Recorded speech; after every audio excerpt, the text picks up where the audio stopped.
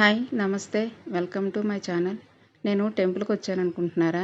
అలా అనుకుంటే మీరు పప్పులో కాలేసినట్టే. నేను ఐ చెకప్ చేయించుకుందామని ఐ హాస్పిటల్కి వచ్చాను. లోపలికి వెళ్దాం పదండి. ఇదేనండి హాస్పిటల్ లోపలికి వెళ్ళిన వెంటనే రిసెప్షనిస్ట్ వచ్చి కళ్ళు నైట్ డ్రాప్స్ వేసాడండి. 20 మినిట్స్ ఉంచుకోవాలంట. ఇంకా అందుకని నేను వీడియో ఏం తీయలేదండి. ఐ చెకప్ అయినాక సాయిబాబా టెంపుల్కి వచ్చామండి. చెక్ చేసిన డాక్టర్ గారు ఐ పవర్ ఏం పెరగలేదు, ఇదివరకు ఉన్నంతే ఉంది అన్నారండి. అమ్మయ్య పర్వాలేదులే అని అనుకున్నాను. ఆల్రెడీ మనకి ఐ పవర్ బాగానే ఉందిలేండి, పర్వాలేదు. ఇంకా పెరగలేదు కదా, పర్వాలేదులే అమ్మయ్య అనుకున్నానండి. ఆ రోజు గురువారం సాయిబాబా టెంపుల్కి వచ్చాం. రష్గా కూడా ఉందిలేండి టెంపుల్లో బాగానే.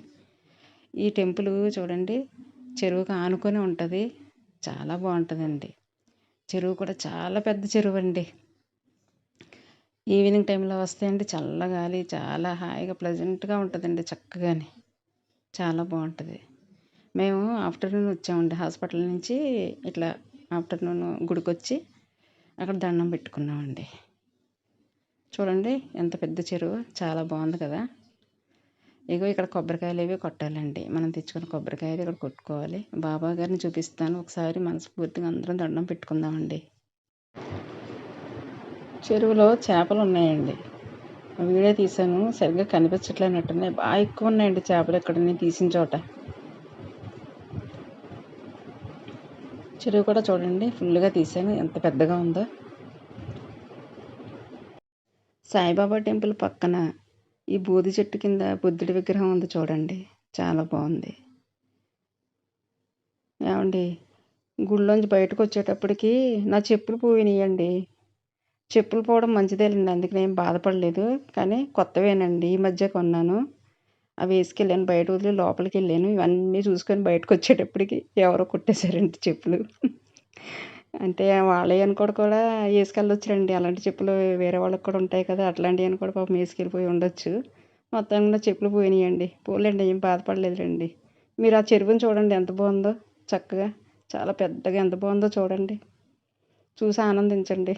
పోతే పోయినాయిలేండి నా చెప్పులు. చెప్పులు పోవడం కూడా మంచిదే కదండి. టెంపుల్ నుంచి వస్తువునండి, ఇవ్వండి ఫ్రూట్స్, అరటిపళ్ళు, ఇవి జామకాయలండి. ఇవి పక్కన అల్ల నేరేడు పళ్ళు అంటారు కదండి, నేరేడు పళ్ళు అండి. ఇవి తెచ్చుకుని, ఇవి పావు 80 రూపీస్ అంటండి నేరేడు పళ్ళు. జామకాయలేమో కిలో 80 రూపీస్ అంటండి. జామకాయలు పర్లేదు కానండి, నేరేడు పళ్ళు బాబోయ్ చాలా రేటు ఉన్నాయండి.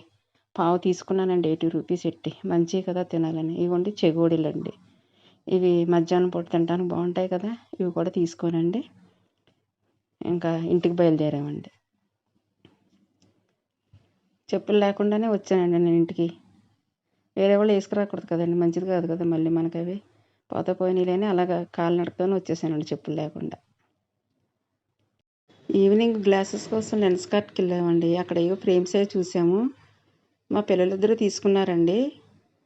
చాలా బాగున్నాయి, రేట్లు కూడా బాగానే ఉన్నాయి. అన్నీ బ్రాండెడ్వే ఉన్నాయండి, చాలా బాగున్నాయి. నావైతే లెన్స్ వచ్చి 10,000 పైనే ఉంటాయన్నారు, 11,000 అట్లా ఉంటాయన్నారు. ఫ్రేమ్ వచ్చి 3,000 అన్నారండి. మొత్తానికి 14,000 అవుతాయన్నారు. ఇంకేం మాట్లాడాలో తెలియక అలా లేచి వచ్చేసానండి. ఇంక తర్వాత చూద్దామని. సరే నేను తర్వాత వేయించుకుందాంలే అని చెప్పేసి వచ్చేసామండి. ఓకే అండి, నా వీడియో కనుక నచ్చినట్లయితే నా ఛానల్ని సబ్స్క్రైబ్ చేసుకోండి, లైక్ చేయండి, షేర్ చేయండి, బెల్ ఐకాన్ నొక్కండి. ఓకే అండి, థ్యాంక్ యూ అండి.